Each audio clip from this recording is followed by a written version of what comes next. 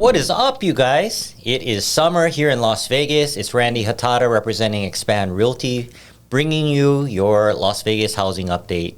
Today we have another special guest. Her name is Tiffany Garaldi. She's an Xpand agent as well, and she's been in real estate, 20 years? Yeah, I'll be 20 years in September. Oh my God. Oh my God. So we're both 20 years plus in the business, and congratulations from LVR. Now you're a tenured agent or something. Yes, the whole thing, celebration, right? So I'll be there with you. Okay, great. Yeah, I think it's a lunch. So thank you, LVR, for putting that on and recognizing the, not old schoolers, what would we call it? The experienced. The experienced agents. So, Tiffany, anything you want to share about summer or your family? I mean... Summer's been good. It's been really hot, but I've been busy with the family. They keep me very busy with boxing and everything. So I can't believe they're going to go back to school next month already. How much kids are you juggling now? 3? 4? I have 4 children. 3 are grown, and then my youngest is 13, and I have a granddaughter who's with me for the summer. So how cool is that? Is she based in Hawaii? She lives in Texas, actually. Wow. What part of Texas? San Antonio. San Antonio. Yes. Very cool. Yes. I've been there city. a few times, and I love it there, and the food. Yeah. Things to do. And it's pretty green out there, right? It is. A lot of culture, a lot of rain, and humidity too. So. All right. Well, thanks for updating us on your family and summer. Summer's been kind of mellow for us. You know, like right now we've kind of took a step back from sports and trying to catch your breath, right? Yes. Get refreshed and then start all over again as things cool down. Your husband runs a boxing gym, doesn't he? Yes, pound for pound boxing gym. Pound for pound boxing gym, and I've heard good things about. I mean, I know him, but I've heard good things about the gym. Yes.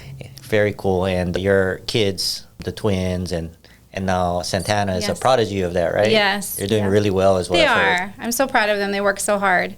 So they're doing well. My older sons are pros. They're actually fighting next week in Orlando, both of them. And would you want to share everybody's names? Angel Barrientos, Chavez Barrientos, and my youngest is Santana Barrientos. So if you guys ever want to look it up, those are the 3 boxers to follow, up and coming future champs of Las Vegas, right? So Tiffany's originally from Hawaii, and how long have you been in Las Vegas? About 21 years now. Oh, so you just went right into real estate? Yes, I sold back home for a few months, got my feet wet there, sold a couple properties, and then moved up here. Super cool. Super cool. Well, now everybody knows your life and who you are, and we're gonna roll out what's going on with Las Vegas, right? So right now it is peak summer. It's been kind of a slow start, but it's starting to get hot again. Today's high is going to be like 108 degrees. It's brutal. I'm dying out there. And I just looked at the weather report. Monday's looking like 111, which is going to be the high, and then it drops back down. So the kind of joke is I don't know if you tell your friends and clients that don't live here and are relocating here, I tell them, if you can survive the summer in Las Vegas, you're going to make it. Weather-wise anyway. Yes, for sure. Yeah, and Vegas isn't for everyone, but although the temperature sounds really hot, and it is dry heat, and the truth is that some of us deal with it outside, but most of us don't. Most of us are kind of indoors during the 2 months of the year. Right. And you may or may not know this, but Las Vegas is a little bit of dusty sometimes, so people don't normally open their windows throughout, and AC is usually running through the whole year. But it is really nice when it'll cool down, probably in September, October. Halloween just plunges and it's freezing, right? That's the date when everything just starts getting really cold is Halloween. That's what I tell people too. Same thing. Then you have beautiful months again, February, March, April. Yes. Yeah. So you get 3 potentially different climates, and it's nice to have the change. Right. Yeah. With that, it is summer, it is peak season, it is 108 degrees or almost 108 degrees today. So, piggybacking off that, here's a good tip for real estate. Get your AC systems tuned if you haven't already. I mean, realistically, the best time to tune your AC is pre-summer and pre-winter, right? Pre-summer for the cooling, pre-winter for the heating, and that way you can potentially avoid problems during peak season because that's when all the contractors are busy and things could be more expensive.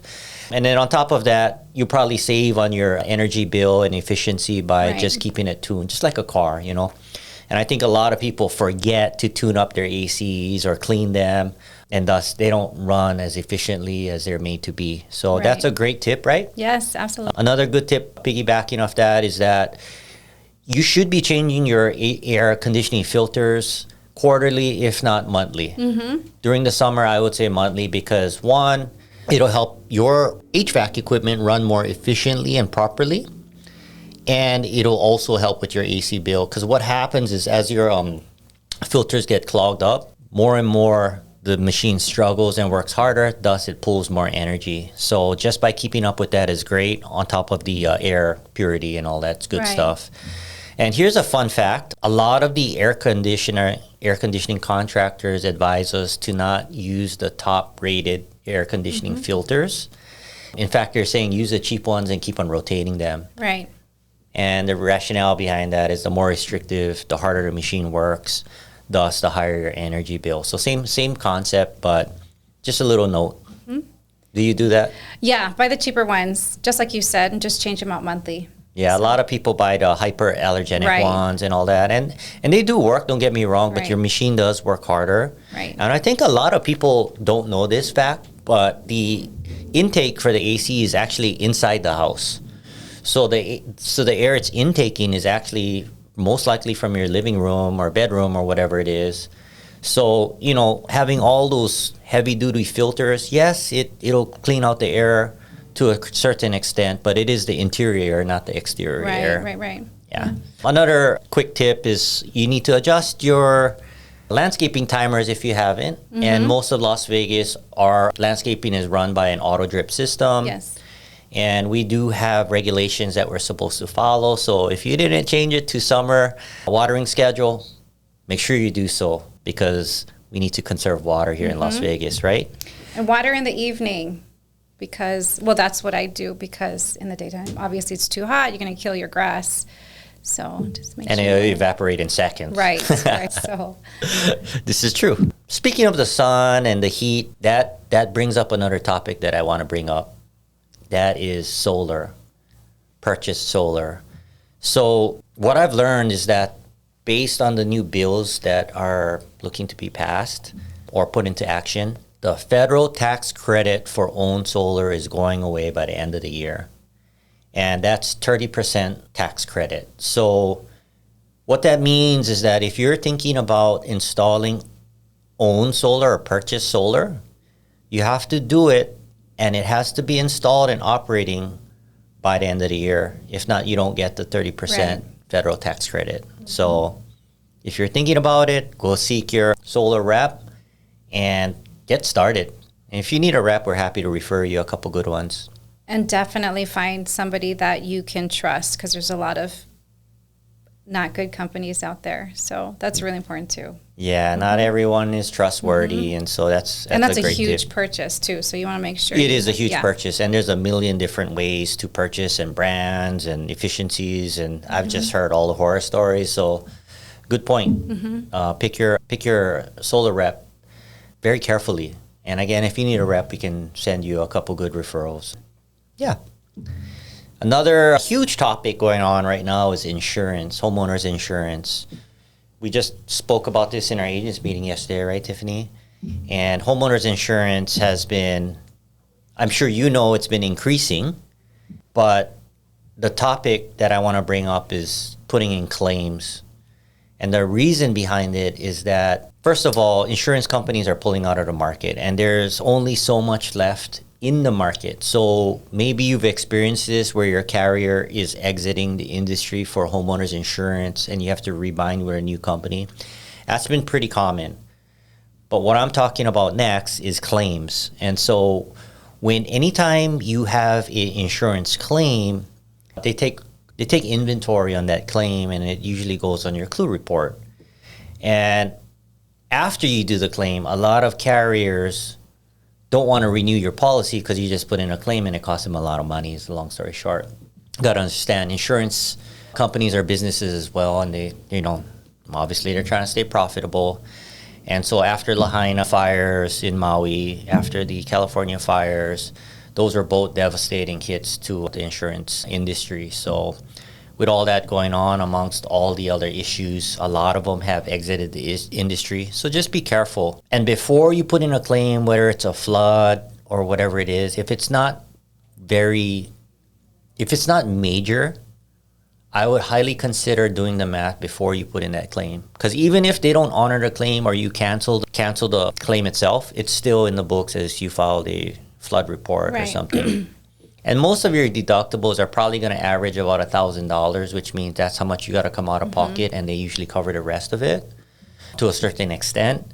A good example is you have a flood and there's water remediation that needs to be happened, right? I mean, that needs to happen. The bill's $2,100.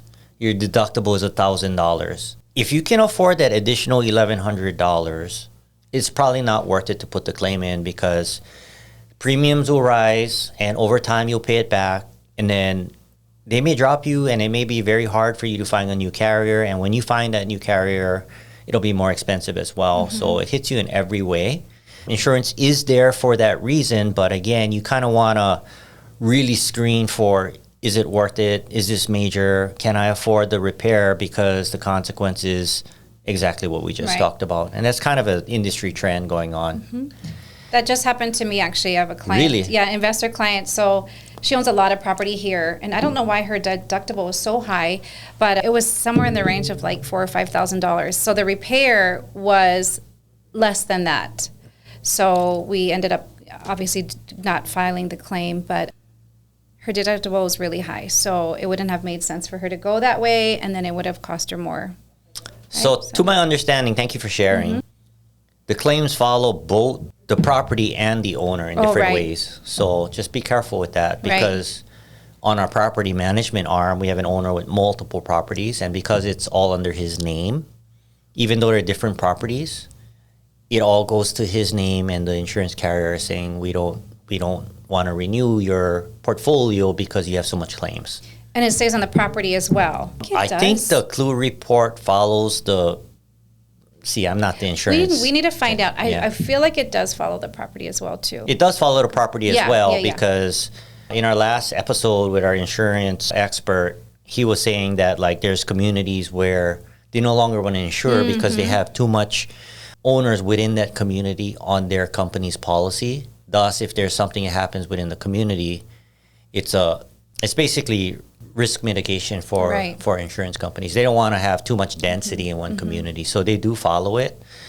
As far as claims, I do believe that they do follow it because they can look up if there's been a flood before. Yes. But we need to find out in more clarity how it follows the owner versus the property. Right. Yeah, that's something we need to learn, and when we'll find out, we'll share with you guys. Any more about insurance? No, just that everything's high right now. So shop around, but don't shop around too much. Don't jump to too many different companies, because they know when you're shopping around too. And again, there's not that much big ones in the industry right now. So yeah, be careful with that. Here's a sketchy topic that I was thinking about not bringing up today, but I'm going to bring it up. What the heck, right? You guys need to know. And that is my opinion about how home warranty plans have changed.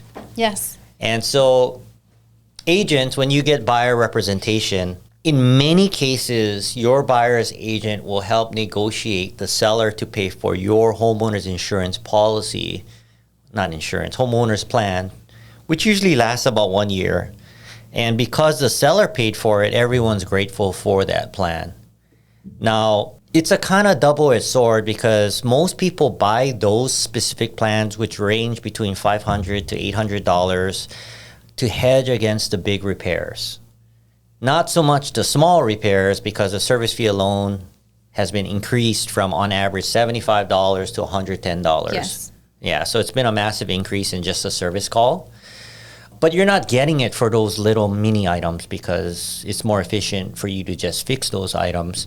It is mainly for the large items, and the biggest mechanical item on a property is the HVAC unit. And a HVAC replacement, heating and cooling, could average between $8,000 and $15,000 and more per unit. It just changed, per unit. So, but yes, that's just a range. So Could be more, could be less. But what has changed with these home warranty plans is that in the past, yes, it's hard, but eventually when they have to replace the unit, they would honor the replacement of the unit with a brand new unit. Well, that's changed for most companies anyway.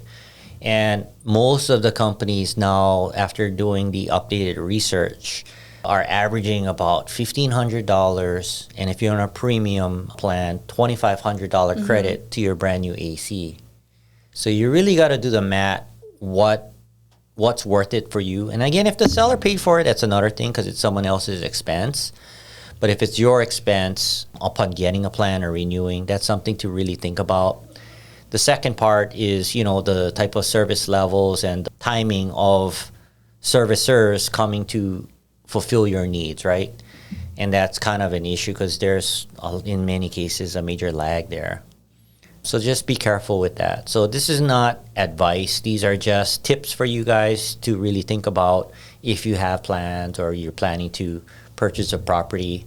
Something to think about and know about before you do that. I agree, but I feel a little bit differently. I think it's good to have. I mean, even the big ticket items, they're straight out the door. They're not going to replace it for you. They're going to go through the motions. They're going to see exactly what's wrong, the coil, the motor, the whatever the parts are, and then try to fix that.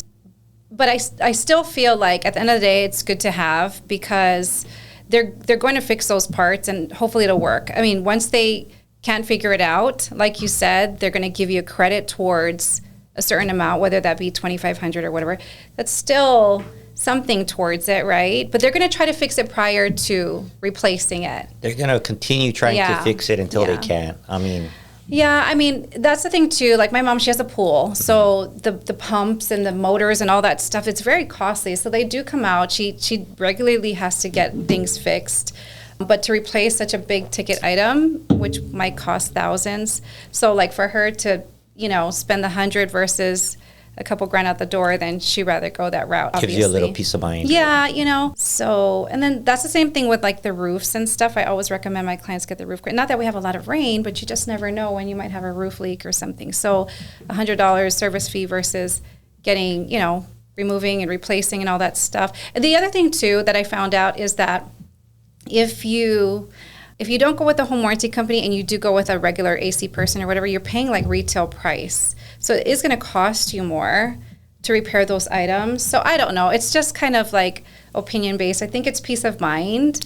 It is. It is. And let me clarify what I'm trying to say. I'm not saying it's a bad idea. I'm saying that different. The plans are not what they used to be, and they've morphed into what they are today. Right. So back in the day, it was pretty much a slam dunk that it made sense. Yeah. Today, it's questionable in my lens because we deal with them on the daily from our property management department. So a little bit of skewed vision. We've had multiple rough experiences, but that's life, right? Yeah.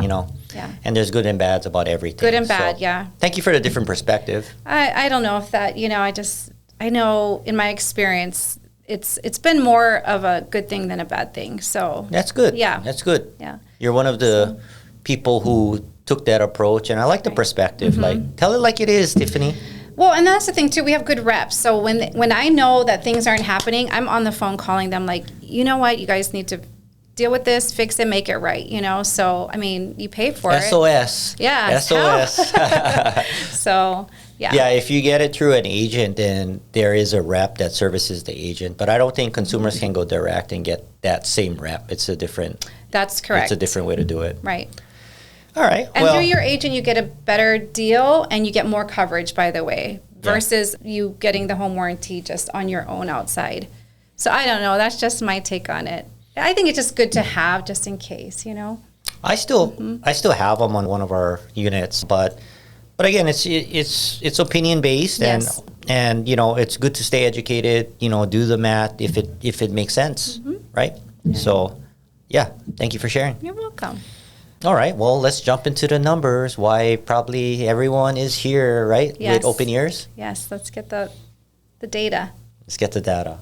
All right, so there are three numbers that we've been talking about in our agents meeting, and there's three numbers that really stand out. So when I hit those numbers, I'm going to elaborate on them.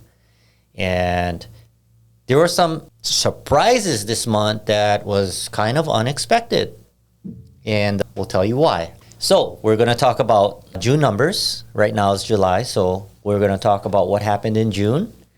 And that gives us indicators on where we're going because no one has that crystal ball, right? So, well, no one that I know anyway. Units sold. So we're up to 1,946 units sold. That's down 141 units from last month and down just 7% from last year. And that's about when it started slowing down from interest rates and all that. So the long story short, the summary about units sold is that our market's kind of slow, where we usually expect a lot more closings than sub 2,000. So our market has slowed down. And we'll talk about the reasons and all that at the end with Tiffany. But what surprised me, this is the shocking number, is that our median price point went up. And we went from 480,000 up to 485,000, which ties our record high in all of Las Vegas history earlier this year. So go figure, right? Sales go down, price goes up. Like, what? So we'll work through that. As far as new listings, we had less new listings than the month prior. We're at 3,252 new listings. That's down about 340 listings from May. So less people are listing than listed in May. So that's expected. It's summer, We usually expect the bulk of the listings during spring. And what didn't match the bulk of listings is buyers offering and getting into escrows. So that's the difference. Median ask price is up to $520,000. That's actually down $12,000 from the month prior, which means to me that sellers are probably starting to understand that the market is a little bit slower and we need to either adjust our numbers or list more conservatively than we did before. And we can talk about strategies and what works and what's not working in the summary as well. As far as available units, we're just shy of 7,000 available units, which is high. That's a number to really monitor. That's up 346 available units from the month prior. But that's only up it's up 70% in inventory from last year. So it's a completely different market. So, we follow the trends, but for comparison reasons, yes, you can look at last year's numbers, but don't compare the two as apples and apples because it's a totally different market. Effective availability, this is another very important number that I want to elaborate on. Month supply of inventory. And month supply of inventory simply means if we stop having listings today, how much months would it take to take down all those listings into solds, right? And we're up about 0.4 month supply of inventory, which is quite a bit because it totals 3.6 months supply of inventory. That's a lot. Yes. So we're at 3.6 months supply. That's up 82% from last year. So we're almost double the supply that we had last year. Oh, and I forgot to tell you guys, this is only for single-family residences. So we're going to analyze these numbers again in the end, but right now, as you can quickly summarize, a lot of inventory, less sales. What does that equate to, right? As far as condos, kind of following the trend with units sold, we had 515 condos sold in June, down 44 sales from May, same trend, down 15% from the year before. And new listings are down also to 926, which is probably good, in balancing this market. And that's down 177 listings from the month prior, which is down 11% from last year. Median price actually went down a little bit to 305,000. So that did the opposite of the single families. And this is, I keep forgetting if I didn't do the intro, but these are in regards to condos and townhomes. But our median price point for condos and townhomes is 305,000, down just a shy, couple grand from last month, but something to monitor because we follow trends. And when things go this way and then this way, even if it's a little bit, it's something to acknowledge and understand and watch. Median price point actually went down just a shy as well, just a hair, $1,500 to $297,500, which is up 2.6% from last year. Now, what's strange, if you're looking at our chart here, is that in single families, our median ask price was $520,599, and our median sale price was $485,000. Right? And we can talk about why that gap is that way, but that's typical, right? Listings are normally more than what the sales price is because of negotiations and whatnot. In the condo market, your sale price at $305,000 is higher than the median list price at $297,500. So it's above the median ask price. Kind of strange, something to talk about, right? Why is that happening? Units available is up 54 units from the month prior, up to 2,564 units available for condos, and that's also up a lot, 87% from last year. So housing units available went up 70%, condos units available went up to 87%. Now talking about effective availability or month supply, it also went up a lot by half a month supply of inventory, making it a 5-month supply of inventory. And that's up 120% from last year. So kind of following the same trend as single families, except for the median price point being above the median ask price. Okay. So there are your numbers, guys, if you're looking at the screen. But now, we're going to have that conversation about what's going on and why. That's, to me, the most important part, is not just having the data, but being able to analyze it and figure out where we were, where we are, and where we're going, right? So we can navigate this crazy world we live in called real estate. So what numbers should we address? I feel like the way I see it is the month supply, right? So those numbers are higher. So what does that mean? What does that mean, Tiffany? That means that there's more inventory out there. It means that more selection, more room for negotiation, a lot of room, I feel like, so with inventory up, sales down, what kind of market is it? A buyer's market. It is a buyer's market for sure. The leverage are with the buyers right now. So if you had a crystal ball, yes, and we both agree that interest rates could change this market overnight, yes, what do you think that magic number in interest rates would be to really move the needle for buyers to start re-engaging this market? I mean, right now we're at 6.8, so I think anything below 6, somewhere in the range 5.5 to 6. I'm on the same page as you. Anything to me sub 6. Yeah. I think buyers are going to come charging in and bring their friends and family. And that's what we're kind of monitoring, because spring, we had a slow spring. Usually that's the hottest time of the year as far as real estate is concerned. And because we didn't have that hot closing market or sales, sales were low, I'm thinking, well, people are still relocating to Las Vegas. Yes. We're top 50 in all metro areas in growth. We have, 40,000 plus people moving from California alone. Where are they, right? I know they're here. I know you guys are here if you're listening.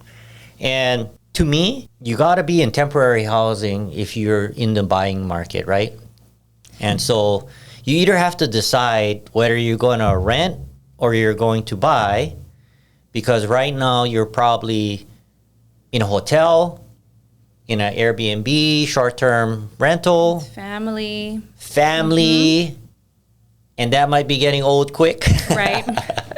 So it's not long-term sustainable. And I'm just joking because I've just heard it from my clients. And I won't go there right now, but they're like, man, this is getting old. Yeah. We need to make a move soon. Right. But it's not long-term sustainable, right? So what's holding people back from buying is really consumer confidence. And we've talked about it. It's probably a broken record, but we're going through a lot in America. We're going through higher interest rates from us being very spoiled in the 3s, 4s, whatever they were. And now, like you said, we're in the high 6s.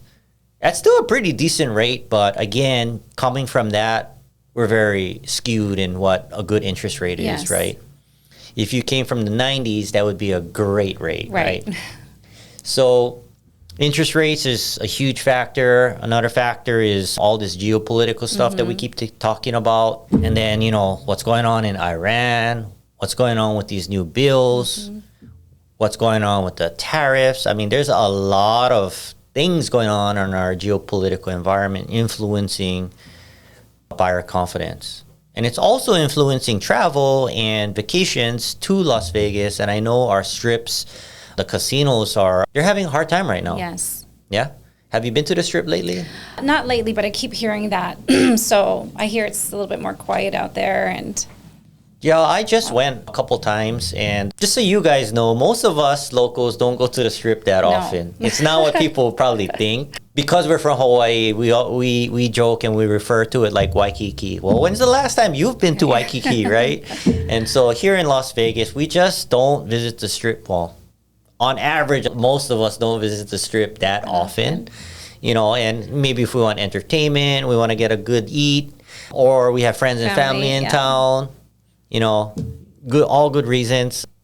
But, the truth is that most of us have work-life balance that we're working on, and the Strip doesn't really have that much time in our lives to appreciate. So when we do go, we check it out, see what's going on, and I just got to go a couple times this week, and I expected it to be really slow, just like the news articles were putting out.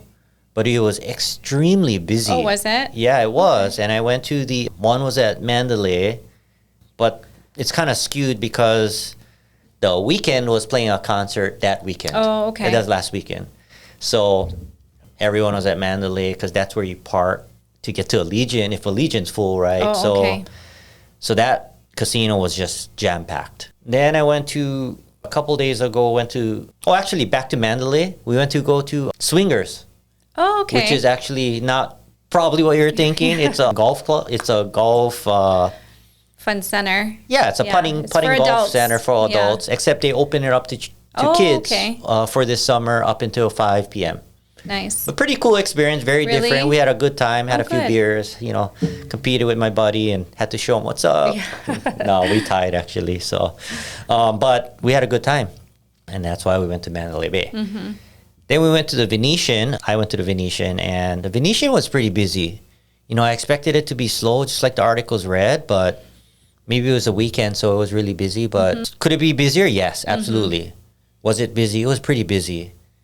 So I'm curious to look at occupancy, and with all that being said, people aren't spending as much on the tables and on the machines. That's the bottom line. Mm-hmm. Yeah. But I do think that's hopefully temporary, and I think a lot of it has to deal with everything that's going on in our world today, right? Yeah, I agree. Yeah. In our meeting yesterday, our agent Steve brought up a good point, or Paul, one of those agents, right? And they were talking about how based on the border and ICE and all that, there's a lot of fear to cross borders, so a lot of people aren't traveling internationally, where Las Vegas is a destination point. So we've been affected heavily, not just locally on the ICE thing, but from the international travels as well. Right. Coming in from Canada is what we were talking about. Right. And I didn't know Canada was an issue, but apparently it's even there. Yeah, their clients couldn't come over, he was saying. Yeah. We have our favorite Mexican restaurants on the east side, and I mean, just a little different topic, but kind of the same. It's really sad because the restaurants are like empty over there. Restaurants are empty, and like the businesses, I just feel so bad for the families that are affected by all of this. And these are restaurants that were normally busy? Packed on the weekends. So when there were like 2 other tables, and it was really sad. But I don't know, I just can't wait to evolve out of this. And what's the positive out of this? Go eat at the busy restaurants because they might not be as busy. Oh my gosh, yeah. We got to put a positive swing in there. Right. But as far as the market, here's the positive thing. Buyers can benefit right now. That's the moral. That's kind of the headline. Story. Yeah. Sellers are struggling, and I will say that because, we do a lot of listings and we deal with our sellers. And, the message is, this is what the market is doing, right? And we do not control demand as a realtor. New builders can, but us as resale realtors can't. We just control the marketability of the property, we enhance the listing, and we basically try to get as much viewership online, which leads to showings, which leads to offers. But all the way from the analytics to the viewings to the offers, everything's a little bit down right now. And people just aren't in the normal buying mode. And in our meeting yesterday, we were talking about like, what's the message? Us as consultants, we have a responsibility to help, guide. Oh, drink your water, it says. It's summer. I get dehydrated after 2:00. So note to self, note to you guys, drink your water. But, what's the message? What's the right answer? Should I buy now? Should I buy later? Right? And for me, it's always, of course, it depends on the person buying if the timing is right for them. But on the market perspective, to me, it's like, well, what's the alternative to not buying? And how does that affect you, right? Because the alternative to not owning, if you're looking to own, is renting, Airbnb, hotel, or like we talked about, family, friends, extra bedroom, or couch for that matter, right? And it gets a little uncomfortable potentially. So, what are all the people here going to do, and when are they going to do it? And that's what I'm referring to when I say there might be a snowball effect, because if people are moving here at a certain rate and closings for sales are happening at a certain rate, and our rentals are also slow right now, slower than normal, then these are the long-term solutions for housing. It has to catch up, because January, February, March, April, May, June, that's 6 months of people that haven't made a decision yet, right? And so, to me, it's like, could the market go down? Absolutely. Could the market go up? Absolutely. And no one has that crystal ball. We don't. We follow trends. We analyze data, but we don't have that crystal ball. And then we also keep our ear to the ground, but it's all educated opinions, and right. So that's what we divulge to our clients. It's like, we don't have that crystal ball, but here's what I'm thinking based on what you've told me. And then we have that conversation.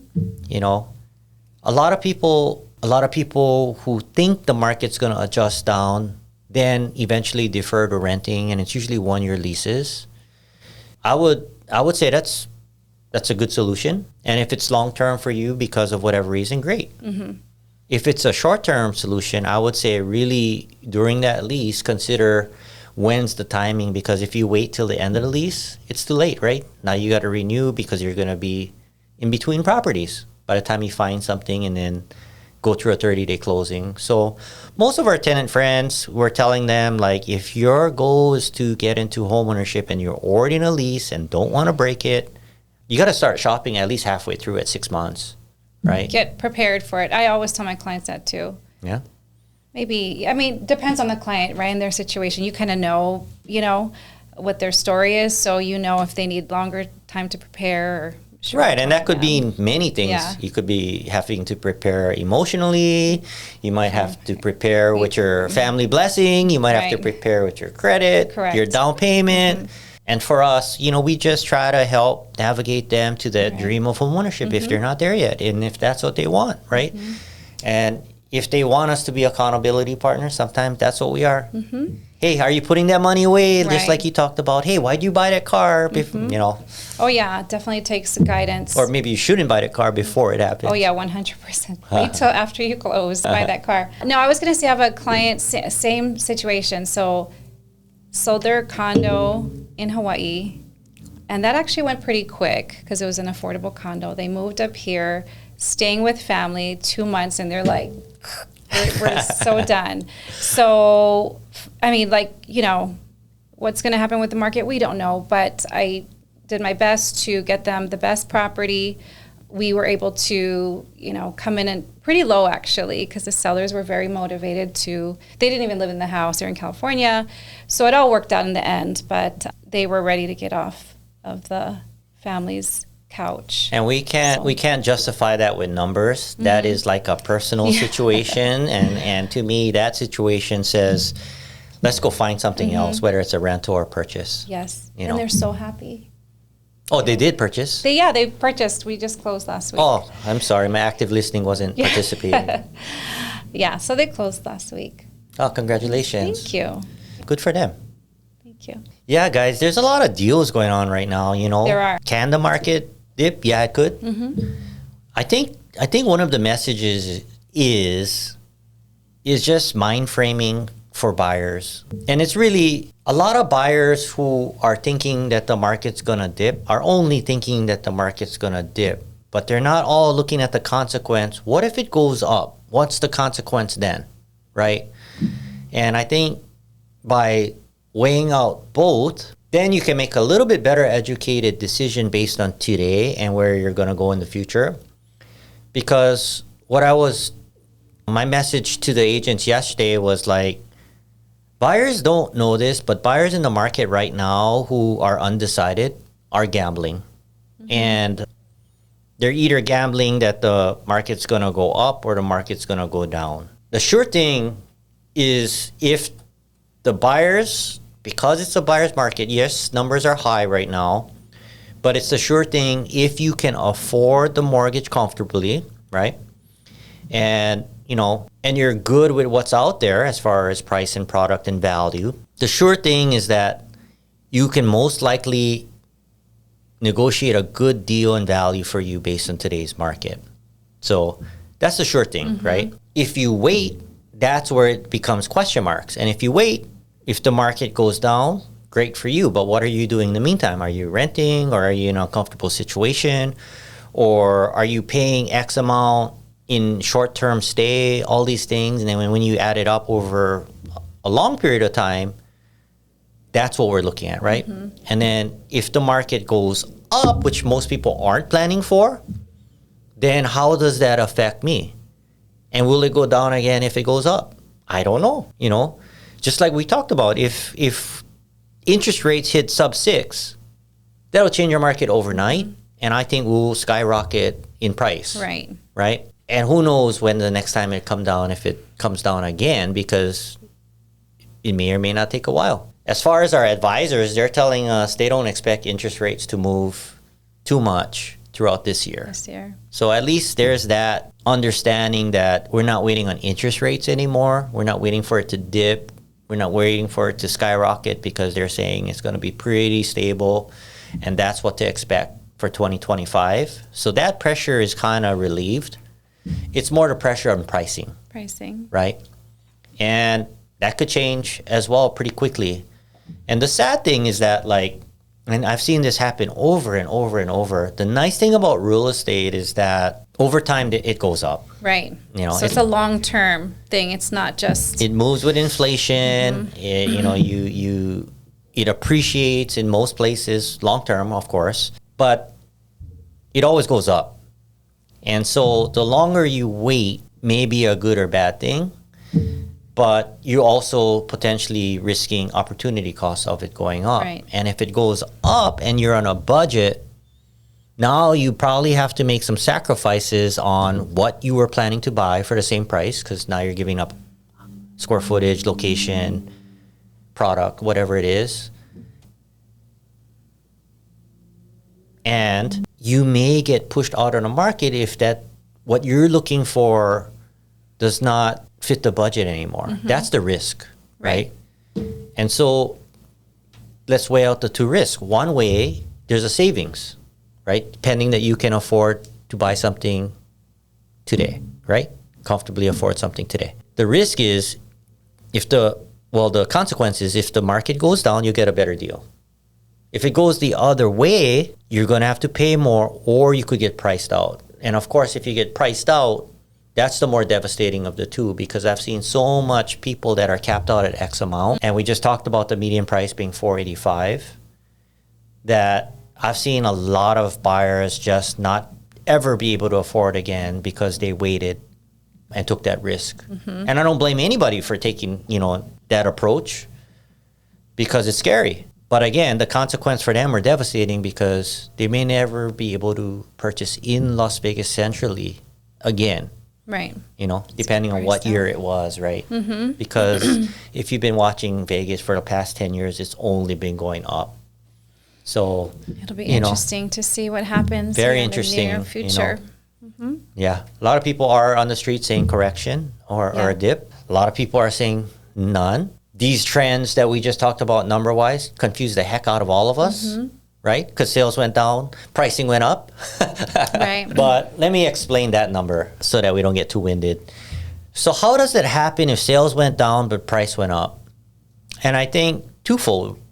My opinion is that a lot of people are buying above the median price point, which is why, yeah, less sales, but the people who are buying above the median price point, pushing that number up. And then number two, a lot of people are buying brand new homes, and a lot of the brand new homes today are listed on the MLS. Back in the day, like me and Tiffany, most new builders didn't list their properties on the MLS. And so we don't have the skewed numbers of new construction. Can we dissect these numbers? Yes, we can. But we're just, again, going by medians and averages. And if we were talking to you individually, we would basically comb this thing to segments that would affect you, the segments that would affect you, and then we would be talking a lot more accurate numbers. But because we're doing this one-size-fit-all market update, that it is what it is. And so new builds a lot of them are above the 480 price point, bringing it up to the 485 today. Right. So higher sales prices and more new build purchases. That's kind of what in my mind, why the numbers are contradictory. New homes. Yeah. And then similar for condos, like how can median price point be above list price?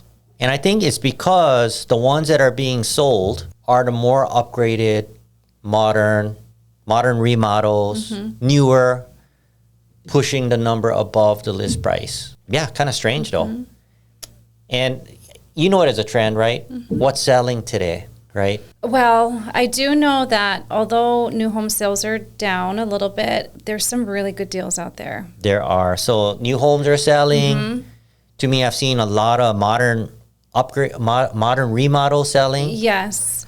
California, you know, a lot of the relocation have a standard of living or lifestyle that they like, which is the modern remodel. So those are selling. Right. For both single family, condo, townhome, or all three. And then houses that have larger lots or pools are selling. I see that happening a lot, pools especially. Right. And then the luxury market they're staying pretty busy as well too. Right, So, right. yeah. Luxury right now over the $1 million Over mark $1 million. is staying pretty busy, but there are exceptions within the $1 million range that we've seen some gaps in days in the market with, right? Right. And so it's not just cut and dry across the board, but I would say middle luxury is doing really well. Whereas entry luxury, it just depends. And then high end is high end, you know, it's going to do whatever it wants to do, regardless what the market is doing. Right. Speaking of which, the A's, as you guys know, are coming to town. And the A's owner very silently came in, and I just read an article where he came in and bought the third most expensive home in all of Southern Nevada history. I think in the Summit, right? Yeah. Yeah. Yeah, most of those owners buy in the Summit. Summit is one of our. Remember we went there together? We did. Yeah. We went for opening, but we have friends in the Summit, and they're obviously doing well if they're in there. It's one of the most exclusive neighborhoods located in Summerlin. Very secret, like very low key until you get in there. It's like whoa. Yeah. You don't expect. You know, when you get in there, you're just overwhelmed with. You wouldn't even know it's there, yeah, right? No, you wouldn't. It's on one of the main streets in Summerlin, and then there's like a couple of boulders, and then a regular street that goes up with then no just- real signs. And then it just goes all the way back, golf Yeah. courses and private But it's beautiful. very discreet, and Yes. you would never know it's there is the point, right? Whereas places in Henderson, like the sky, like you'll see it in the mountains, like Right. whoa, Yeah. like look at me, right? You can't avoid them, but the Summit is very low key, and they're heavy duty security. And speaking of the Summit, their whole motto is not selling just real estate; it's selling a lifestyle, and that's why it comes with all the bells and whistles that we could obviously talk about So nice. forever. Yeah. All right. Well, anything else you want to share before we start wrapping up? Not necessarily. I just, everyone's situation's different, right? So we're here to help them gauge whether the timing's right for them or not, and help them to make the best decision. So if you're a buyer or seller, hang in there, guys. Get your timing right. Do the research before you throw that dart, because it can be a little bit more calculated, right? And we can help you do that, or a good agent can help you do that, along with a good lender or even financial planner for that matter, because we rely on those industries to help guide us as well. Other than that, the future long term of Las Vegas looks very bright. And that's why I do support buying, because I know regardless short term if it goes up or down, long term it will go up. Yeah. Right. I mean, unless something on the macro level happens, which no one can control Right. nationwide or worldwide, I truly, truly believe that Las Vegas is the place right now. That's where all the big monies are coming. That's where all the entertainment is coming. And it is going to become a metropolitan very soon. Yes. We're at 2.45 million people, approaching 3 million people predicted in the next 10 years by multiple research studies. Can you imagine? You know, when you moved here, when I moved here, there was 1 million people. And now we're dealing with traffic, we're dealing with construction. But on the flip side, a lot of fun stuff have come to Yes. town, right? Yeah. The hockey, the Raiders, the Knights, the Raiders, now the A's, on top of everything else, right? It's still the best city. Yeah, it's still fun. Yeah. It ain't perfect, and it Yeah. ain't for everyone. I will disclose that for sure, but check it out. If it's for you, it's for you. You know, like we don't sell Vegas. Vegas sells itself. We help guide you to homeownership if that's what you want, Yeah. or selling houses if Right. that's what you want, right? That is That's a our great kind of way to guide. put it. It You is. I just mean, hit it. you know, Yeah. we've never had to say, come to Vegas. It's the bomb. It's the only place to be. We've never had to Right, say that. right. Everybody knows about Vegas already, right? It's just a matter of, does it fit me? Can I afford it? Is it, all the personal stuff. Yes. Yeah. So that's fun. Yeah. Anyways, we're rambling on, or I'm rambling on, and I appreciate you coming on, Tiffany. Thank you for having me. Yeah, thank you for coming. I hope you guys learned something today. We'll continue putting some good value out there. We'll find out that insurance question we Yep. talked about for you. And seems like we should be talking about the summit one day. Yes, and all the great things that are coming here. Oh, I'm even super better. pumped. That sounds Yeah. even more Yeah. fun. Next meeting. All right. Well, have a great one, you guys. If you haven't, please subscribe so we can continue doing this and knowing that people are actually appreciating and getting value out of what we're doing. Thank you for watching. Yeah. Take care, you guys. Bye. Bye.